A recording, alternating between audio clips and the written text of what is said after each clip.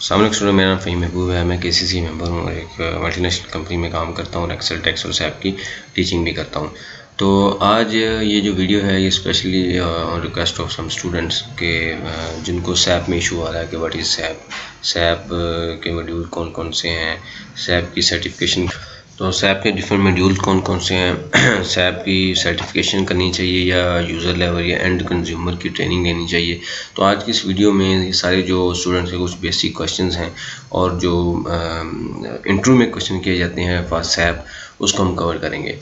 तो list of content में सबसे पहले हम इसमें आज क्या कवर करेंगे, what is SAP, product of SAP, SAP functional module और सैप टेक्निकल मॉड्यूल्स। तो आज अगर हम देखें कि सैप की अगर डेफिनेशन हम देखें तो क्या आता है कि SAP stand for system application and product testing, यानी कि ऐसे भी किसके एब्रीवेशन हैं, सिस्टम का, एप्लीकेशन का, प्रोडक्ट टेस्टिंग का। सिस्टम क्या है कि जी इसके अंदर कोई भी इंफॉर्मेशन है उसके आप इनपुट कर सकते हैं, काउंट से रिलेटेड, वो मतलब कोई भी इंडस्ट्री है उससे रिलेटेड जो भी इंफॉर्मेशन हैं।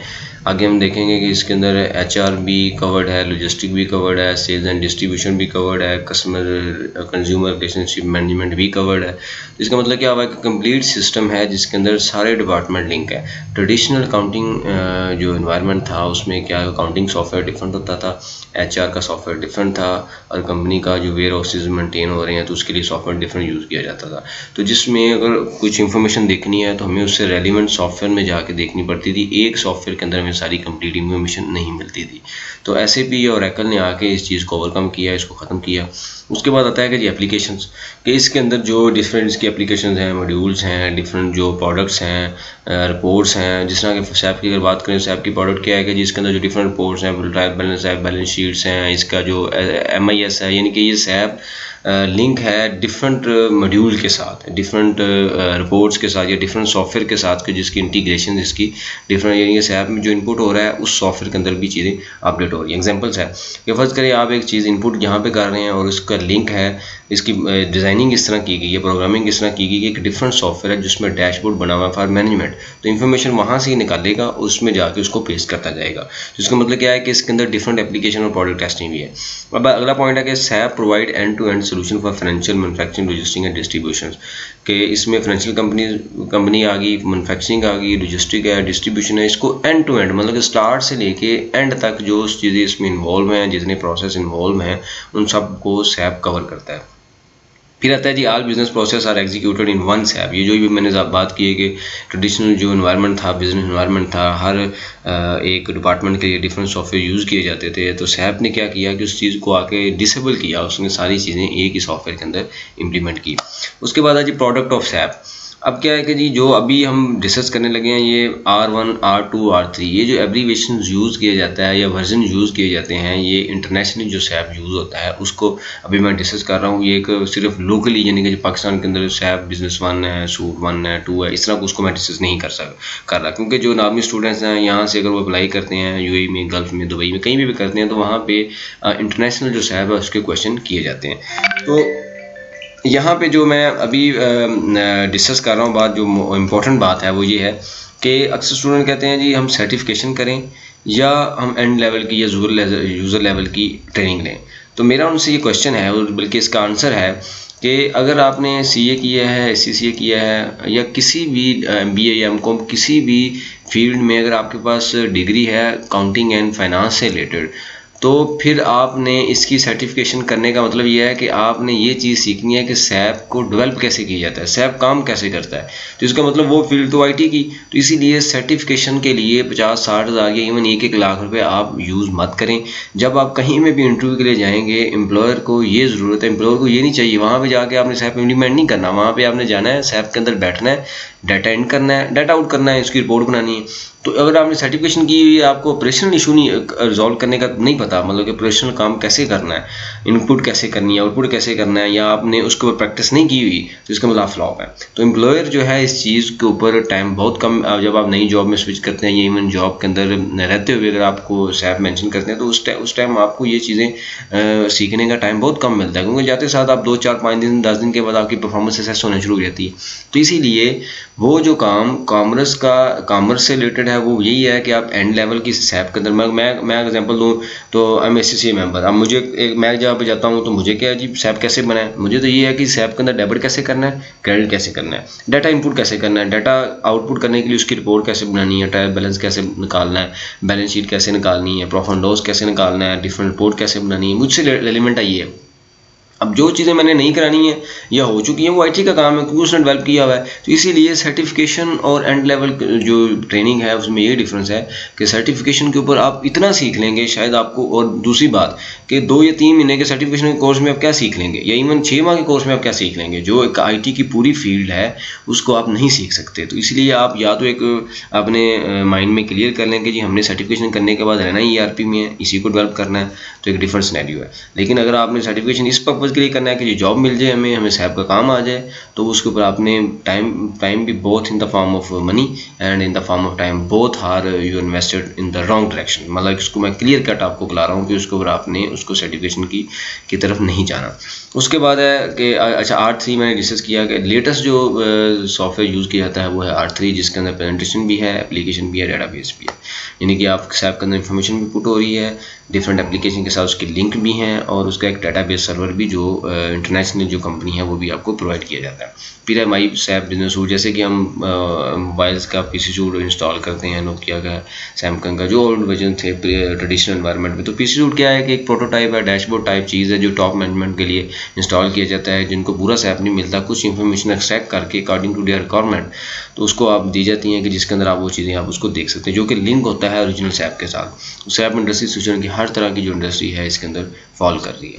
उसके बाद है सैप फंक्शनल मॉड्यूल्स। अब अक्सर स्टूडेंट के क्वेश्चन आते हैं FICO क्या है, ठीक है जी, प्रोडक्शन प्लानिंग्स क्या है। तो अब अगर यहाँ पे मैं बात करूँ तो जो मैंने अभी चीज़ें यहाँ पे 6 चीज़ें जो मेंशन की हैं, FICO financial and controlling, production planning, material management, sales and distribution, human resource, CRM। जो लास्ट 2 हैं वो आपसे रेलिवेंट नहीं है, वो HR का जो बंदा वो करेगा। तो इसीलिए सर्टिफिकेशन के अंदर आपको क्या ज़रूरत है HR सीखने की या CRM जुड़ने की, आपसे रेलिवेंट नहीं है। आप जॉब अकाउंट्स के ऊपर जा रहे हैं और आपको HR का काम कौन देगा, कोई नहीं देगा। तो इसका मतलब आप अपने जो रीजनल आपकी प्राइमरी डायरेक्शन है उससे आप आउट हो जाएंगे। तो इसलिए अपना फोकस, अपनी डायरेक्शन, जो अपना एम है उसको बिल्कुल क्लियर करें कि आपका मकसद है डेबिट ट्रेडर, आपने सिर्फ इंफॉर्मेशन इन करनी है, इंफॉर्मेशन आउट करनी है। तो इसके ऊपर आपसे रेलिवेंट क्या है, production planning, material management, sales and distribution. Production planning किस में आता है, वर्किंग प्रोसेस, करंट एसेट में। मटेरियल मैनेजमेंट कहाँ पे आता है, इन्वेंट्री से रिलेटेड है, करंट एसेट में। सेल्स एंड डिस्ट्रीब्यूशन कहाँ पे है, रिसीवेबल्स और इनकम रेवेन्यू से रिलेटेड है। और आगे जो फाइनेंशियल कंट्रोल है इसके हम ये देखते हैं कौन कौन से मटेरियल इसमें शामिल है। तो इसमें क्या कवर है, जनरल लेजर है जी, अकाउंट रिसीवेबल्स है, अकाउंट पेएबल है, एसेट अकाउंटिंग है, कॉस्ट एलिमेंट्स है, कॉस्ट सेंटर है, प्रॉफिट सेंटर है। अब क्वेश्चन ये आता है कि what is the difference between cost centre and profit centre, या what is cost centre, what is profit centre. तो ये एक बड़ी इंपॉर्टेंट बात है। इसकी एग्जांपल मैं इससे क्लियर करता हूँ। पहले हम क्लियर करते हैं कॉस्ट सेंटर को, कि फॉर एग्जांपल आपने 1 मिलियन की प्रिंटिंग एंड स्टेशनरी खरीदनी है, जो कि डिफरेंट 5 लोकेशंस की है, लाहौर के ऑफिस की है, इस्लामाबाद की है, मुल्तान की है, कराची की है, फैसलाबाद की है। तो अगर अगर आप इसकी एक एंट्री करें तो आप क्या करेंगे, प्रिंटिंग एंड स्टेशनरी डेबिट यानी कि एक्सपेंस, और क्रेडिट आप लेट से कैश पे परचेज कर रहे हैं तो आप कैश या बैंक को क्रेडिट कर देंगे। तो अब अगर आपसे कोई कहे कि जी लाहौर में बताएं कितनी प्रिंटिंग एंड स्टेशनरी यूज़ हुई है, तो प्रिंटिंग एंड स्टेशनरी के लेजर के अंदर तो एक वैल्यू आ रही है 1 मिलियन की, आप कैसे उसको सेग्रीगेट करेंगे। इसका मतलब ये हुआ कि कॉस्ट सेंटर क्या है, कि लाहौर का जो कॉस्ट सेंटर है, लेट से लाहौर C है, कॉस्ट सेंटर नेम है। तो जब आप लाहौर की लेट से 2 लाख की 1 मिलियन के अंदर 2 लाख लाहौर की कॉस्ट थी उस टाइम, तो आप क्या करेंगे, 2 लाख को एक बार डेबिट करेंगे, लाहौर का कॉस्ट सेंटर सेलेक्ट करेंगे। इसी तरह बाकी जो 8 लाख है डिफरेंट लोकेशन को उसके जो भी उसका एक्चुअल जिसके मुताबिक उसने ट्रांसफ़र होना है वो आप कॉस्ट सेंटर सेलेक्ट करके उसको डिफरेंट कॉस्ट सेंटर के साथ उसकी एंट्री करेंगे। तो एक सेपरेट रिपोर्ट जनरेट, जो मैंने आपको प्रॉपर क्लासों में सारी चीज़ें सिखाई हुई हैं, ये सारे लेजर हमने ऑलरेडी कवर की है, हमें एंट्री कैसे करनी है, रिपोर्ट कैसे निकालनी है, इवन रिपोर्ट निकालने के बाद मैनेजमेंट रिपोर्ट कैसे प्रिपेयर करनी है, मैंने अपनी क्लासों में वही चीज़ें एडिशनल की हैं जो कि नॉर्मली सैप की क्लासों में कवर नहीं हुई। सैप के जो ट्रेनर है वो नॉर्मली IT पर्सन है, तो मैं चूँकि मेरा जो बैकग्राउंड है वो ACCA से रिलेटेड है, अकाउंट्स और ऑडिटिंग और टैक्सेशन से रिलेटेड है, इसलिए मैं जो इन्फॉर्मेशन आपको पास ऑन मैंने की है वो सारी की सारी क्या है, प्रैक्टिकल है कि आप जाएँ, इन्फॉर्मेशन इन करें, करें, इन्फॉर्मेशन आउट करें, मैनेजमेंट रिपोर्ट कैसे बनानी, ये सारी चीज़ें मैंने आपको सिखाई हुई। अब अच्छा, इस चीज़ को मैं दोबारा रिपीट नहीं कर रहा, लेकिन मैं अभी ज़ूम ये करता हूँ कि आपको कॉल सेंटर का कॉन्सेप्ट क्लियर हुआ। तो इसका मतलब क्या है, कॉल सेंटर की आप सेपरेट रिपोर्ट कर लेंगे। वन फाइन डे आपको कहा जाए, आपके लेट से सीनियर मैनेजर, लाइन मैनेजर आपको कहते हैं, या इवन टॉप मैनेजमेंट आपको कहते हैं कि जी हमें लाहौर की परफॉर्मेंस की रिपोर्ट बना के दें। तो लाहौर की परफॉर्मेंस की रिपोर्ट कैसे निकलेगी, सेल, कॉस्ट ऑफ सेल और नीचे जितने भी खर्चे हैं उससे रिलेटेड वो कैसे निकलेंगे। तो आप सिस्टम में तो कभी भी निकाल नहीं सकते, क्योंकि वन टाइम आप ये कर ही नहीं सकते कि जी मैंने सैलरी कितनी है इतनी। इसका मतलब जो भी एंट्री आपने करनी है वो कॉस्ट सेंटर सेलेक्ट करते हुए करनी है, ताकि जब कॉस्ट सेंटर की रिपोर्ट निकालें तो आपके सामने वो इन्फॉर्मेशन उसी कॉस्ट सेंटर से रिलेटेड एक्सट्रैक्ट हो जाए। अब आता है प्रॉफिट सेंटर। तो प्रॉफिट सेंटर क्या है कि जी अगर सेल्स है तो सेल क्या है, कॉस्ट सेंटर भी है, प्रॉफिट सेंटर भी है। फाइनेंस डिपार्टमेंट की बात करें तो ये क्या है, सिर्फ और सिर्फ कॉस्ट सेंटर है। तो इसका मतलब जो प्रॉफिट सेंटर्स हैं उसके प्रॉफिट लॉस बनेगा, सेल्स का प्रॉफिट लॉस बनेगा कि जी लाहौर ब्रांच की क्या परफॉर्मेंस रही, कराची की क्या रही, इस्लामाबाद की क्या रही, जितने भी डिफरेंट लोकेशन है उसकी क्या। लेकिन फाइनेंस जो कि कॉस्ट सेंटर है, प्रॉफिट सेंटर नहीं है, तो इसकी सिर्फ और सिर्फ कॉस्ट की रिपोर्ट हमने बनानी सीखी थी। अच्छा, उसके बाद है कि जो प्रॉफिट सेंटर और कॉस्ट सेंटर और जो कॉस्ट एलिमेंट है, ये एसेट अकाउंटिंग है, ये अकाउंट पेबल है, अकाउंट रिसीवेबल्स है, जनरल लेजर है। तो जनरल लेजर के अंदर हमने ये सीखा था कि जितने भी एक्सपेंसेस हैं फॉर प्रॉफिट लॉस, उसकी हमने डबल एंट्री कैसे की, उसकी रिपोर्ट कैसे बनाई। अकाउंट रिसीवेबल में हमने सीखा कि सेल्स एंड डिस्ट्रीब्यूशन कैसे कवर किया जाता है। अकाउंट पेबल हमने सीखा था कि पीपी यानी कि मटेरियल मैनेजमेंट और प्रोडक्शन प्लानिंग कैसे की जाती है, क्योंकि ये डायरेक्टली रिलेटेड है कॉस्ट ऑफ सेल से। उसके बाद एसेट अकाउंटिंग में हमने क्या सीखा था कि फिक्स एसेट को बुक कैसे करना है, डेप्रिसिएशन का एक्सपेंस जो स्टेप है वो कैसे रन करना है।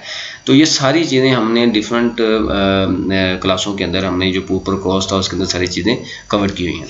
अब मेरा जो यहाँ पे लास्ट जो पॉइंट है वो ये है कि जो मैंने चीज़ इस वीडियो में बताई हैं उसी के ऊपर आपने फोकस करना है। ये मोर देन इनफ है फॉर अंडरस्टैंडिंग कि आपने सर्टिफिकेशन लेनी है या आपने एंड टू एंड ट्रेनिंग लेनी है। तो मेरी अभी भी मैं लास्ट में ये आपसे रिक्वेस्ट बल्कि एडवाइस कर रहा हूँ कि सर्टिफिकेशन जो है वो आईटी से रिलेटेड है, वो फाइनेंस से रिलेटेड नहीं है। सर्टिफिकेशन में ये होता है कि जी जनरल लेजर के पीछे रिपोर्ट्स कैसे बन रही हैं, जनरल लेजर काम कैसे कर रहा है। लेकिन अगर आपको यही नहीं पता कि जनरल लेजर अब कॉमर्स या कॉमर्स का बैकग्राउंड बंदा है, एक पर्सन है, तो उसने जाके जॉब में उसको क्या लगेगा कि जी जनरल लेजर कैसे काम कर रहा है। अब लेट्स से कंप्यूटर है, तो कंप्यूटर कैसे बना, मुझे तो इससे नहीं गर्ज के भी कैसे बना, मुझे तो ये है कि जी कंप्यूटर के अंदर काम कैसे करना है, कंप्यूटर को चलाना कैसे है। तो ये चीज़ एग्जांपल है कि अगर सैप बना कैसे और सैप में काम क्या करना है। तो आपसे रेलिवेंट ये जब भी आप कोई डिसीजन लें कोई इस तरह के कोर्स का, क्योंकि नॉर्मली अक्सर मैंने देखा है कि डिफरेंट तरह की एड्स चल रही होती हैं कि जी स्टूडेंट्स को मतलब डिफरेंट तरह से एक तरह से मोटिवेट करने की कोशिश की जाती है, जी सर्टिफिकेशन लें, ये लें। तो ये सारी एक कहानियाँ हैं, स्टोरियाँ हैं। Don't waste your time and money, मतलब कि डिफरेंट तरह की एक स्टोरियाँ सुना के स्टूडेंट को एक्सट्रैक्ट किया जाता है। तो सैप कोई इतनी बड़ी चीज़ नहीं है और एक्चुअली इतनी बड़ी चीज़ नहीं है, ठीक है। इसमें अगर आप एक डबल क्रेडिट इसमें है और डबल क्रेडिट वो जो आम सॉफ्टवेयर उसी में है। सिर्फ ये है कि हर सॉफ्टवेयर की कुछ टेक्निकल टर्म्स हैं वो सीखनी पड़ती हैं। तो ये इस वीडियो को का जो कोई क्वेश्चन है, कोई फीडबैक है, तो आप उसमें लाजमी मेंशन करें। अगर आपने मेरे चैनल को सब्सक्राइब नहीं किया तो इसको सब्सक्राइब करें, क्योंकि इसमें डिफरेंट तरह की जो अपडेशन हैं टैक्सेशन, पाकिस्तान टैक्सेशन से रिलेटेड है, एक्सेल से रिलेटेड है, सैप से। अगर फ्यूचर में इंपोर्ट एक्सपोर्ट का जो वीडियोज़ हैं वो भी मैं अपलोड कर रहा हूँ। इसके अलावा जो जनरल लेजर की काउंटिंग कैसे है, मतलब एक जनरल लेजर अकाउंटेंट है, नॉर्मली जॉब आती है कि जी अकाउंट पेबल की जॉब क्या है, जो उसकी डिस्क्रिप्शन के मुताबिक जो रिपोर्ट्स हैं वो उसके ऊपर हर एक मॉड्यूल के ऊपर मैं डिफरेंट लेक्चर रिकॉर्ड कर रहा हूँ, जो कि फ्यूचर में मैं उसको अपलोड करूँगा फॉर स्टूडेंट्स, और इवन प्रॉपर कोर्सेज में वो चीज़ें अवेलेबल होंगी। अब ये चीज़ें सारी इसलिए मैं मेंशन कर रहा हूँ क्योंकि नॉर्मली क्या है कि जब आप जॉब में, नॉर्मली जो फ्रेशर पर्सन है, ये जो सम एक्सपीरियंस पर्सन है, जब जॉब के लिए जाते हैं तो उनको डिफरेंट तरह के क्वेश्चन किए जाते हैं, जिसकी वजह से क्वेश्चन स्टूडेंट्स को आते हैं, नॉर्मली हर स्टूडेंट को आते हैं, लेकिन चूँकि उसके जो पूछने का तरीका है, जो भी इंटरव्यूअर है उसका जो पूछने का तरीका है या जो आपका समझाने का तरीका है, उन दोनों में गैप रहता है, तो जिसकी वजह से नॉर्मल इंटरव्यू के अंदर कॉल नहीं आती। तो मैं अभी भी सजेस्ट ये करूँगा कि सारी चीज़ें आपको आती हैं, इसमें मतलब डिसहार्ट होने की ज़रूरत नहीं है। अक्सर स्टूडेंट्स हैं जी हम फ्रेश हैं, हमें जॉब नहीं मिल रही, तो मैं अभी दोबारा इस चीज़ को मेंशन करता हूँ कि टाइम लगता है हर चीज़ों में। अपने आप को मीनवाइल अपने आप को बेहतर करते जाएं, रिफाइन करते जाएं, जिस तरह कि एक्सेल में इंप्रूव करें अपने आप को।